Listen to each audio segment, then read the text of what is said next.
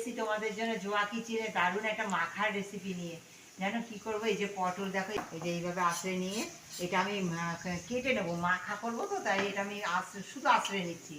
আর এটা কুচু কুচু করে কেটে নেবো, দেখো এইভাবে কেটে নেবো সমস্তটা। সমস্ত পটলটা একদম ছোট ছোট করে কেটে নেবো, তাহলে তাড়াতাড়ি আমার সেদ্ধ হয়ে যাবে। ছোট ছোট করে কুচি কুচি করে দিয়ে দিচ্ছি। এই তেলের মধ্যে একটু কালো জিরে দিয়ে দেবো। এই যে একটা গোটা পেঁয়াজ কুচিয়ে নিয়েছি, রসুন এই যে 4 ফালি করে নিয়েছি, একটা গোটা কাঁচা লঙ্কা সব দিয়ে সব একসঙ্গে আমি এই যে পটলের সঙ্গে একটু সেঁতলে নেবো। শিলনোড়া নিয়েছি, শিলনোড়ায় সব বেটে নেবো, সব কিছু দিয়ে শুদ্ধ বেটে নেবো।